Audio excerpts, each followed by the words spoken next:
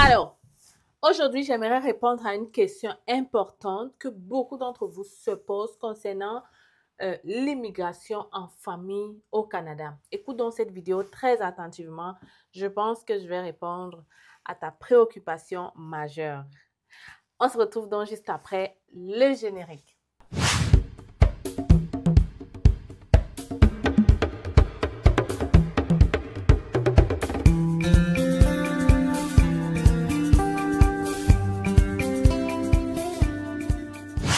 Lorsque vient le moment d'immigrer en famille, c'est beaucoup plus compliqué parce qu'on inclut les enfants, on inclut la femme. C'est un projet qui demande beaucoup plus en termes de finances, mais aussi vraiment en termes de réflexion psychologiquement.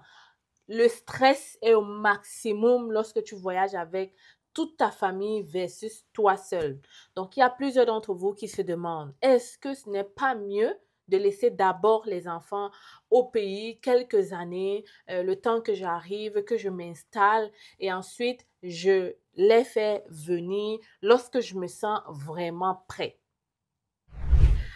Avant de te répondre, je me dois de me présenter parce qu'évidemment, il y a des personnes qui ne me connaissent pas encore jusqu'ici. Je suis Stell Dufac, je vis au Québec depuis 10 ans, citoyenne canadienne aujourd'hui, mais arrivée comme étudiante. Alors, à travers ma vidéo, j'ai déjà permis à plusieurs centaines de personnes d'immigrer au Canada.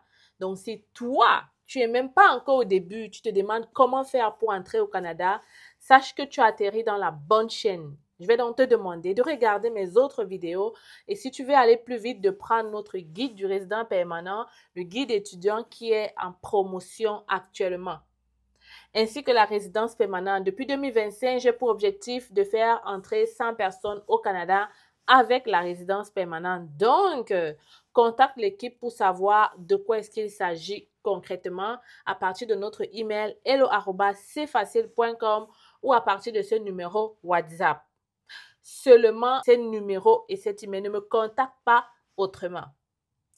Voilà, à part ça, nous avons plusieurs autres services au cabinet. Contacte-nous si tu souhaites réellement réaliser ton rêve canadien en 2025. C'est encore possible et avec C'est Facile, c'est beaucoup plus facile. Donc, voilà. Là, malheureusement, pour cette question, je ne vais pas te dire oui complètement, je ne vais pas te dire non complètement. Je vais essayer d'être un peu partial parce que franchement, je veux que tu prennes la décision de toi-même. Moi, je vais juste te donner les aspects, les aspects, je veux dire le contour de la chose, mais j'aimerais que tu sois la seule personne à décider réellement qu'est-ce que tu vas faire. Parce que pour moi, tout simplement, quand toi-même tu décides, tu es prêt à affronter ce qui t'attend. Tu comprends? Franchement, c'est mieux. Coucou les futurs Canadiens, les nouveaux arrivants, coucou tout le monde, j'espère que vous allez bien. Petite pause pour te dire que depuis quelques mois, je travaille sur un nouveau bébé, un nouveau projet que j'ai envie de te partager aujourd'hui. Et si tu sens l'opportunité, si tu sens le besoin en fait d'acheter nos produits, n'hésite pas à aller dans le site Stellee, STELLEE.ca, faire ta commande et si tu es à Montréal, ça me ferait un plaisir de te livrer et de te rencontrer en même temps. Alors, de quoi est-ce qu'il s'agit? Il s'agit juste des senteurs. On a plusieurs styles de produits. Je ne peux pas prendre trop longtemps pour te présenter tout ça, mais celui-ci, c'est pour des fumeurs. Tu le mets dans ton auto et ton auto sentira bon à jamais. On a aussi celui-ci, n'est-ce pas?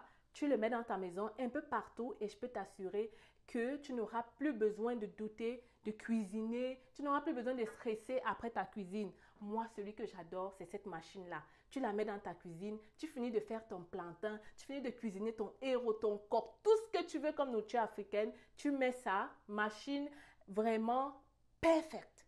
Tu peux allumer, éteindre quand tu veux avec Bluetooth et la senteur. Que dire? C'est la magie. En tout cas, je vous attends derrière le site internet et j'ai hâte de pouvoir te livrer.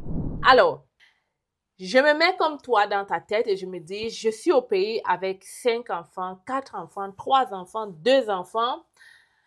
Et est-ce que c'est mieux de laisser les enfants venir? Pourquoi d'abord tu penses laisser tes enfants? C'est la première question que je me pose.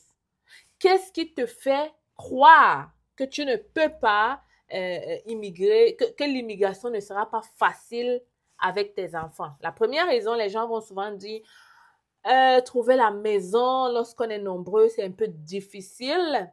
On s'arrête là-dessus. Je ne pense pas qu'il y a une grosse différence entre trouver un appartement au Canada et trouver une maison. En tout cas, à l'heure actuelle où on parle, tu peux aller vérifier sur Facebook Market. Il y a les 4,5 beaucoup, il y a les 5,5 beaucoup, il y a les 3,5 beaucoup. En fait, il y a les appartements. Donc, le logement n'est plus vraiment un enjeu. Ça, je pense, ça répond à la question. Parce que je me mets dans votre peau et j'essaye de comprendre pourquoi vous stressez de voyager avec la famille. Le plus souvent, ça va être le logement. Je te le dis, sur Facebook Market, il y a plein de logements. La même façon dont trouver ta chambre, la même façon, tu vas faire le processus pour trouver le logement. Si tu ne sais pas comment t'y prendre hein, pour le logement, sache que c'est facile. Offre un service intégration. On te trouve le logement, on t'accueille à l'aéroport, on t'aide à faire tes documentations, on t'aide à faire plein de choses. Si tu veux même savoir comment t'intégrer professionnellement, on t'aide à trouver l'emploi. En fait, ça va en fonction des packages. Si tu veux juste le logement, tu payes juste pour ces services. Si tu veux tous les services en entier, mais tu vas payer le service en entier. Contacte l'équipe pour en savoir plus sur ces packages-là. En tout cas, le paquet de logement est compris. On te trouve le logement dans tout le Québec rapidement. Avec c'est facile. Si on ne trouve pas, on te rembourse ton argent entièrement. OK? Ça, c'est le premier point, le logement. Deuxième point que les gens disent souvent, c'est que je n'ai pas encore de travail. Donc, ça va être compliqué de gérer les enfants, du moins en termes de facture. Ça va être compliqué. Et vous avez sur ce point totalement raison. Totalement raison. Je pense que la grosse question d'immigrer avec la famille ou pas, c'est souvent plus financier. Si ce n'est pas financier, moi, je vais te dire franchement, tu n'as pas à te déranger. Maintenant, si c'est financier, tu as totalement raison de stresser parce que tu vas te demander beaucoup plus d'efforts. Beaucoup plus d'efforts, pourquoi? Parce que le logement 5,5 coûte plus cher qu'un logement de 2,5, d'une chambre et quoi que ce soit. Quand on parle de famille, on est dans les 4,5, les 5,5, c'est dans les 1500, 1700 $ par mois que tu dois payer. Et vu que tu n'as pas encore un emploi, tu dois avoir au moins ce montant pour 2-3 mois, disons, ne sachant pas ce qui va se produire. Ça peut arriver que dès que tu arrives, tu as un emploi le mois qui suit, comme ça peut arriver que tu arrives, ça te prend 2 mois, 3 mois, surtout si tu n'es même pas du tout préparé et que tu n'as pas écouté les vidéos de C'est Facile qui te dit comment trouver de l'emploi au Canada. Ça peut même te prendre 6 mois pour trouver un emploi conséquent qui te rémunère franchement. Donc, c'est pour ça que, voilà, dans ces cas-là, il faut souvent prévoir quand même 2 mois de loyer. Voilà, 2 mois de loyer. Ensuite, maintenant, il faut savoir aussi quand on vient avec la famille, évidemment, il y a la nourriture, il y a beaucoup de frais autour de ça. Et il y a même aussi les frais de résidence permanente qui sont aussi beaucoup plus élevés quand on est nombreux par rapport à quand vous êtes seul. Donc, concrètement parlant, c'est les finances qui est vraiment un enjeu pour toi. Et pour remédier à cela, OK, pour remédier à cela, je vais soit te demander de bien te préparer au pays avant d'arriver ou alors tout simplement de commencer à chercher l'emploi avant d'arriver. J'ai déjà montré comment trouver un emploi au Canada ou encore définitivement de laisser d'abord tes enfants immigrer, préparer le terrain avant de les faire venir. Mais il ne faut pas oublier une chose, c'est que quand vous arrivez comme résident permanent avec des enfants à bas âge qui ne sont pas encore majeurs, le gouvernement vous versera ce qu'on appelle des allocations familiales. Mais je crois qu'à bien y réfléchir, vous obtenez ces allocations familiales-là si vous avez déjà fait un avis de cotisation. Je vais revérifier l'information et laisser peut-être en dessous ici. Mais je crois que pour avoir ces allocations, il faut d'abord faire un premier avis de cotisation. Ça veut dire qu'il faut faire 1 an, en fait, de travail, d'expérience au Canada, avoir fait tes déclarations d'impôts pour pouvoir recevoir tes allocations. Ceux qui sont arrivés avec la résidence, s'il vous plaît, confirmez en bas. Moi, je vais vous dire la vérité, je suis arrivée comme étudiante. Donc, sur ce point-là, je ne peux pas certifier ce qui se passe, mais je pense que c'est il faut avoir des années d'imposition. Si quelqu'un a la réponse exacte, laissez en commentaire. Ça va aider beaucoup de frères qui sont dans ce cas-là. Donc, si par inadvertance, tu pouvais avoir les allocations, je pense que ça va résoudre beaucoup de problèmes parce que non seulement tu n'auras pas un gros revenu, une fois de plus, tu vois, c'est basé sur le revenu, les allocations. Voilà pourquoi je pense qu'il faut d'abord avoir eu un avis de cotisation pour avoir les allocations. Donc, je ne sais même pas si je vais continuer à débattre sur le point de si tu as ces allocations-là. Du moins, laissez en commentaire ceux qui sont arrivés avec la résidence. Est-ce qu'on vous donne les allocations ou vous devez d'abord travailler une année d'expérience avant d'avoir ces allocations-là? Si vous ne pouvez pas avoir les allocations, ça veut dire que vous allez devoir vivre avec vos moyens complètement et ça peut être lourd si vous ne trouvez pas de l'emploi rapidement.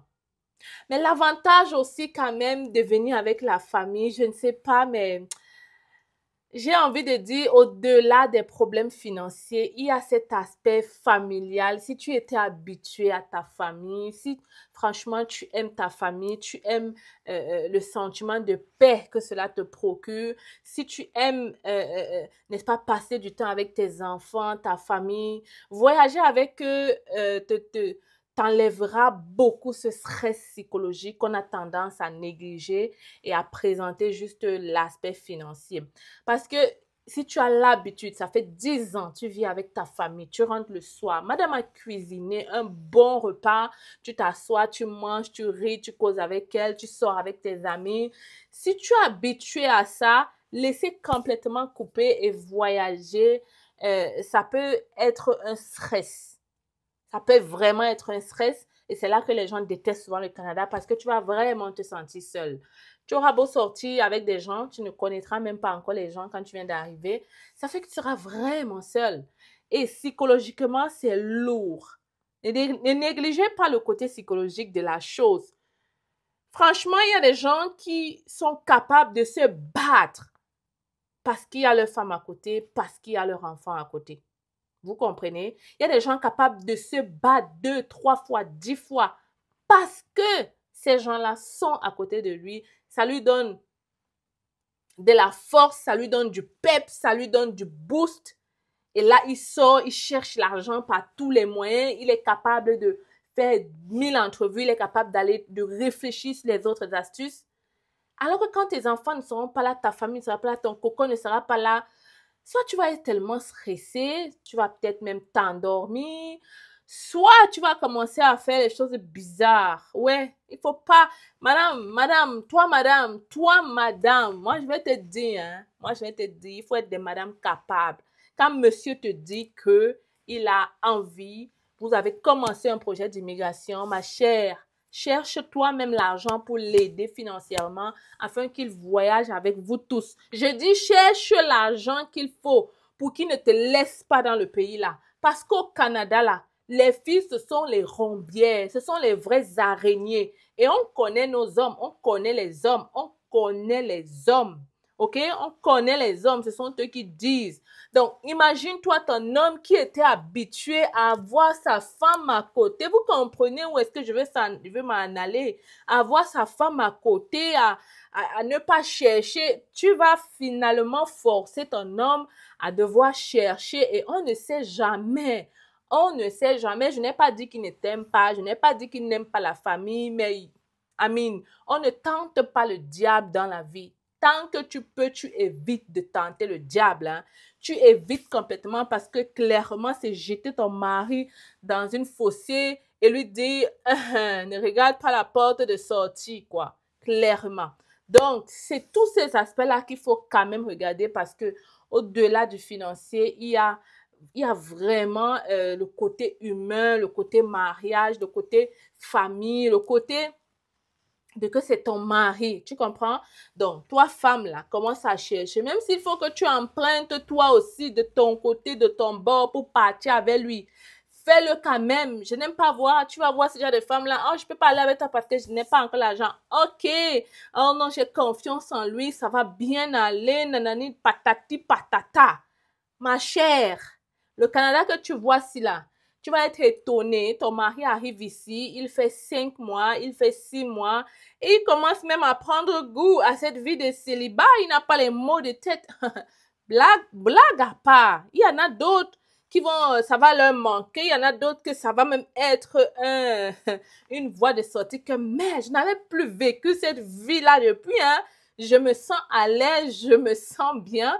Tu vas être dépassé de savoir que tu es là. Ton mari est là depuis des mois, il a déjà fait 6 mois. Il ne cherche même plus la voie du comment pour te faire voyager parce qu'il est déjà à l'aise. Il sent que, voilà, il est en train de reprendre goût à la vie. Il peut partir par-ci, par-là sans qu'il y ait les bruits dans ses oreilles. Il peut faire n'importe quoi, n'importe comment sans qu'il n'y ait personne pour lui dire quoi faire. Et tu vois, ça commence à être un long processus. Il commence à dire que, j'entends même souvent dire que quand les femmes arrivent ici, là, ils commencent à avoir la langue bouchée. Donc, franchement, c'est mieux que tu restes là-bas. Regarde, moi, je vais prendre bien soin de toi. Ou bien, il commence à te raconter plein de choses pour te prouver que c'est mieux que tu restes là-bas. Alors que dès le départ, si tu avais toi aussi cherché, ou si tu l'avais même boosté à chercher, à ne pas te laisser, vous seriez venus ensemble. Et ça me permet de parler de l'autre point pour lequel je pense que voyager avec sa famille est aussi bien, c'est que lorsqu'on est deux dans ce pays, on est beaucoup plus fort. Je te dis la vérité, lorsque vous êtes deux dans ce pays, vous êtes beaucoup plus fort parce que vous ramenez 2 revenus à la maison, vous avez 2 avis de cotisation, c'est beaucoup plus facile la vie. Franchement, et vous pouvez investir aussi beaucoup plus facilement. Imagine-toi, tu as déjà fait 2 ans dans ce pays sans ta femme à côté. Si elle était là, ça aurait été 2 années de revenus aussi pour elle. Ça vous aurait permis d'épargner plus, ça vous aurait permis peut-être de faire plus, alors que toi, tu es là. Tu travailles non seulement pour toi, tu envoies l'argent au pays, n'importe beaucoup, parce que tu as une famille. Si elle était là, ça aurait été beaucoup plus facile. Vous auriez eu les enfants, vous auriez eu l'allocation des enfants. Elle pourrait aller travailler aussi. Elle pourrait ramener de l'argent à la maison. Et ça devait vous aider concrètement à faire beaucoup de choses. Donc, les amis, réfléchissez bien quand même. Le côté financier, ce n'est pas toujours ça. Il y en a même d'autres qui ne cherchent pas plus loin. Parce que s'il cherchait plus loin, il allait même avoir les finances pour venir. Mais pour lui, c'est facile comme ça, c'est moins de stress, c'est nanana, je voyage seul, je fais ceci seul. Mais il ne faut pas oublier aussi l'aspect de vivre ici longtemps sans ta femme, sans tes enfants, alors que tu avais l'habitude d'être avec eux. Autre chose aussi, même si tu laisses ta femme et tes enfants, après ça va être peut-être une femme triste, ça va être une femme qui va te fatiguer, appeler tous les jours. Toi-même, tu vas devoir appeler la nuit tous les jours parce que le décalage, pendant que c'est la nuit, il faut que toi, tu l'appelles pour la rassurer. Parfois aussi, c'est des problèmes, les relations à distance, alors que vous n'avez jamais été à distance. Vous commencez à découvrir de nouveaux personnages, les mariages qui se brisent parce que le monsieur a voulu partir au Canada. Et pourtant, ils s'aiment toujours, mais c'est juste que, voilà, je pense que la bonne décision n'avait pas été prise dès le départ. Donc, sur ce point, il faut beaucoup faire attention parce que quand on immigre, ce n'est pas pour briser une famille, c'est pour avoir plus d'argent, pour progresser, pour réaliser nos rêves en famille et tout. Donc, la décision d'immigrer, en famille ou pas, franchement, tu ne dois pas la prendre à la légère. Tu ne dois pas juste regarder le fait que j'aurai moins de stress pour voyager, moins de paperasse, j'aurai moins de billets d'avion à payer. Regarde aussi ces enfants qui vont peut-être devoir vivre 1 an, 2 ans, 3 ans sans leur papa à côté, sans leur figure paternelle à côté. Regarde aussi cette femme qui va devoir endosser tout ça toute seule. Regarde cette femme qui va devoir passer ses nuits toute seule. Ou regarde toi qui va devoir passer tes nuits tout seul. OK? Regarde toi qui va devoir commencer à apprendre à cuisiner. Parce que le plus souvent, c'est le papa qui... C'est quand c'est le mari qui a le visa qu'il envisage voyager seul. Quand c'est la femme, habituellement, elle veut à tout prix que son mari soit là. Est-ce que je mens? Est-ce que je mens les maris? Dites-moi ici en commentaire. C'est quand c'est le mari qui a le visa là, qui commence à voir que peut-être elle peut d'abord te laisser, mais la femme habituellement veut tirer son mari et elle fait tout pour le faire. Donc, Regarde-toi aussi, papa, comment tu vas devoir recommencer à cuisiner. Franchement, tu crois que ça va être facile? Ça va pas du tout être facile, ça va être bien compliqué. Bien compliqué. Donc, moi, je vous dis, si vous voyagez avec la résidence, ça veut dire que vous pouvez travailler n'importe où au Canada avec n'importe quel employeur. Moi, je vous dirais plutôt de mieux vous préparer sur vous avant de voyager. Si vous avez besoin d'aide sur le plan intégration, c'est facile, à un service spécial pour vous. Vous prenez ce service pour vous faciliter la vie. Et comme ça, arriver au Canada, trouver de l'emploi sera facile. Ça se peut qu'en un mois, en quelques jours même, vous dénichez votre contrat et la vie est belle. Ce qui fait souvent qu'on ne voyage pas avec la famille, c'est juste finance. Qui va payer, ça va venir d'où? Ah, maman, si tu as pu trouver l'argent pour payer le cabinet ou pour faire ta procédure d'immigration de résidence qui coûte d'abord cher, ce n'est pas 2 mois de loyer, ce n'est pas, je sais pas moi, 5 000 $ qui va te manquer pour vivre les 2 premiers mois en attendant avoir un travail. L'école est gratuite ici au Canada, donc pour tes enfants, ça ne coûte rien du tout de les inscrire à l'école. Donc, franchement, là, c'est à toi de décider. Moi, je t'ai donné le pour et le contre de faire cela. À toi maintenant de t'asseoir avec ta partenaire et de prendre une décision ensemble. Et si l'un des partenaires n'est pas content, il vaut mieux trouver un consensus qui va vous faire plaisir à vous deux. Ça ne sert à rien de voyager déjà avec des tensions. Ça ne va qu'empirer parce que vous serez à distance. Et ça ne sert à rien de chercher la facilité. Ça se peut qu'en voyageant avec ta partenaire ou ton partenaire, la vie soit même beaucoup plus facile. Les enfants et tout le monde seront heureux ainsi. En tout cas, c'était ma petite analyse par rapport à cette question. J'espère que ça t'a aidé et que tu vas pouvoir prendre cette décision plus facilement. Si tu as besoin de notre service, tu n'hésites pas à m'écrire en commentaire. Si tu as même besoin d'un entretien avec moi, juste pour discuter encore en profondeur, pour vraiment comprendre et me poser des questions spécifiques à ta personne, tu peux le faire à travers cet email-là et ça me ferait plaisir de discuter avec vous pour vous aider à prendre cette décision qui, je crois, changera le cours de votre vie. Alors, j'attends que tu t'abonnes, que tu partages cette vidéo et on se retrouve dans la prochaine vidéo. N'est-ce pas? Pick up. Tu n'es pas au courant de l'opération sans visa résidence permanente organisée par C'est Facile? Alors, si tu n'es pas au courant, laisse-moi t'expliquer. C'est facile, lance une promotion sur tous les visas de résidents permanents. Vraiment des prix imbattables, jamais vus dans notre cabinet. Tout ce que tu as à faire actuellement, c'est de nous contacter pour en savoir plus. Tu m'écris par email ou à travers ce numéro de téléphone. Les critères de sélection, vraiment, c'est le test de français, l'expérience de travail et si tu as déjà ton évaluation de diplôme. Mais si tu n'as pas tous ces documents, ne t'inquiète pas, on pourra toujours t'aider. Qu'à cela ne tienne, contacte-nous rapidement parce qu'en ce moment, c'est la fête, c'est facile. L'objectif est de permettre à plusieurs d'entre vous de réaliser le rêve canadien en 2025. Je suis avec vous. La fête est terminée, mais c'est facile. On continue, on y croit, on avance parce qu'on a envie de vous voir réaliser ce rêve.